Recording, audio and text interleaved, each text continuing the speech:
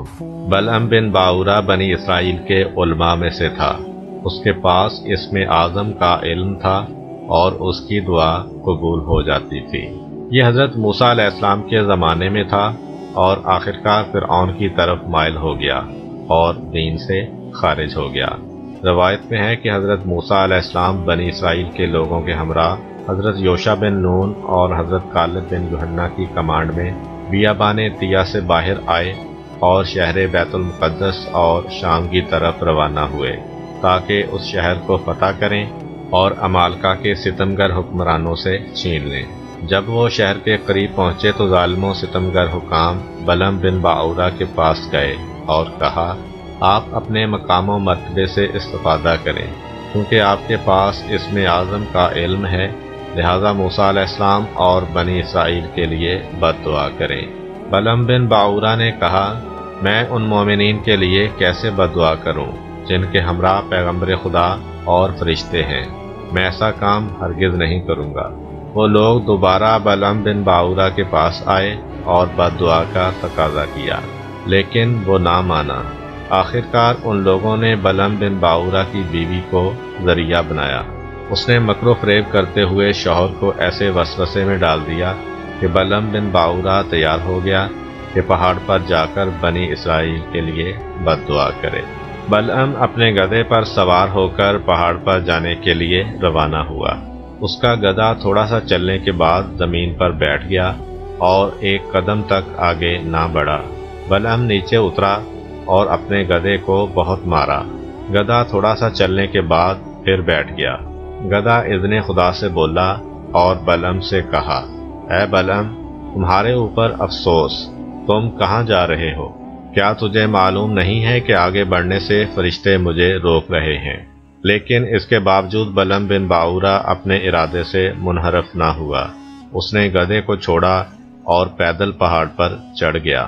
وہاں پہنچ کر اس نے اسم اعظم زبان پر لانا چاہا تاکہ بنی اسرائیل کے لیے بد دعا کرے، لیکن اسے اسم اعظم بھول گیا اور اس نے اپنی ہی قوم کے لیے بد دعا اور بنی اسرائیل کے لیے دعا کر دی۔ اس سے پوچھا گیا کہ تم نے ایسا کیوں کیا ہے؟ تو اس نے کہا، اللہ تعالیٰ میرے ارادے پر غالب آ گیا تھا اور میری زبان لڑکھڑانے لگی تھی۔ اس وقت بلعم بن باورہ نے ظالم و ستمگر حکام سے کہا، اب میری دنیا و آخرت میرے ہاتھ سے چھن چکی ہے اور مکر و فریب کے سوا میرے پاس کچھ بھی باقی نہیں رہا۔ اس کے بعد اس نے یوں حکم دیا کہ عورتوں کو اچھی طرح بناؤ سجاؤ اور ان کے ہاتھوں میں خرید و فروخت کا کچھ سامان دے کر بنی اسرائیل کے پاس بھیج دو، اور انہیں حکم دو کہ اگر لشکر موسیٰ علیہ السلام کا کوئی سپاہی تمہارے ساتھ عیاشی کرنا چاہے تو اپنے آپ کو اس کے حوالے کر دو۔ اگر لشکر موسیٰ علیہ السلام کا ایک شخص بھی زناکاری کا مرتکب ہو جاتا ہے تو ہم ان پر کامیاب ہو جائیں گے۔ ان لوگوں نے بلعم بن باورہ کے حکم پر عمل کیا۔ کچھ عورتیں بناؤ سنگھار کر کے خرید و فروخت کے بہانے بنی اسرائیل میں داخل ہوئیں۔ آخرکار ہوا یہ کہ قبیلہ شمعون کے سردار زمری بن شلوم نے ایک عورت کا ہاتھ پکڑا اور جناب موسیٰ علیہ السلام کے پاس لایا اور کہا، میرے خیال میں تم یہ کہو گے کہ یہ عورت میرے اوپر حرام ہے، خدا کی قسم میں تیرے حکم کی اطاعت نہیں کروں گا۔ اس کے بعد اس عورت کو پکڑ کر اپنے خیمہ میں لے گیا اور اس کے ساتھ زنا کا مرتکب ہوا۔ ادھر سے طاعون کی وبا نے بنی اسرائیل کو اپنی لپیٹ میں لے لیا اور سب کے سب موت کے خطرے سے دوچار ہو گئے۔ اس دوران میں حضرت موسیٰ علیہ السلام کے بھائی کا پوتا فنحاس بن عزار، جو لشکر موسیٰ علیہ السلام کے کمانڈروں میں سے تھا اور انتہائی دلیر اور مضبوط دل کا مالک تھا، سفر سے آیا اور مرض طاعون کی وجہ کے بارے میں اسے پتہ چلا تو زمری بن شلوم کے پاس گیا۔ جب اسے بے عفت عورت کے ساتھ دیکھا تو ان پر حملہ کر کے ان دونوں کو قتل کر دیا۔ ان کے قتل ہوتے ہی طاعون کا مرض بھی ختم ہو گیا۔ البتہ اسی مرض نے لشکر موسیٰ علیہ السلام کے 20,000 اور کچھ روایات کے مطابق 90,000 افراد کو موت کی نیند سلا دیا۔ حضرت موسیٰ علیہ السلام نے اپنے باقی ماندہ لشکر کو حضرت یوشع بن نون کی کمان میں دوبارہ آمادہ کیا اور محاذ جنگ پر بھیجا، اور یہ لشکر ایک کے بعد ایک شہر کو فتح کرتا چلا گیا۔ اللہ تعالیٰ نے بلعم بن باورہ کے واقعہ کی طرف قرآن کی سورہ اعراف آیت نمبر 176 میں اس طرح اشارہ کیا ہے۔ اگر ہم چاہتے تو اسے انہی آیتوں کے سبب بلند کر دیتے، لیکن وہ خود زمین کی طرف جھک گیا اور اس نے خواہشات کی پیروی اختیار کر لی۔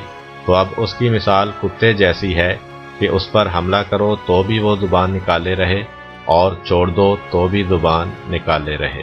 یہ اس قوم کی مثال ہے جس نے ہماری آیات کی تکذیب کی۔ تو اب آپ ان قصوں کو بیان کریں کہ شاید یہ غور و فکر کرنے لگیں۔ ہاں، اگر بے عفتی و انحراف جنسی رواج پا جائے تو اس کا نتیجہ یہی ہے۔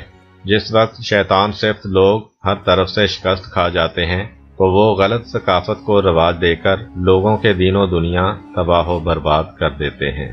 روایات میں ملتا ہے کہ چونکہ بلعم بن باورہ نے دنیا کے عارضی مال و متاع کے لالچ میں آ کر حضرت موسیٰ علیہ السلام کے خلاف بد دعا کی تھی، اس لیے اس کا الٹا اثر یہ ہوا تھا کہ اس کی زبان کتے کی طرح منہ سے باہر نکل کر سینے پر لٹک گئی تھی اور اس سے اسم اعظم لے لیا گیا تھا۔ هذا قیمتي او اهم ویډیو چې تاسو وکتله چې بلغم ابن باغوره او فحاشي عورت خزي سټوري دې سټورونه به تاسو څه عبرت اخلي او دې کې به تاسو ځان کې څه چینجز راولي، نو دا تاسو موږ ته په کمنټس کې وایي. لویږو په یو نیکسټ ویډیو کې په یو نیکسټ ټاپک سره. تاسو موږ له راکړئ اجازه. السلام علیکم ورحمۃ اللہ.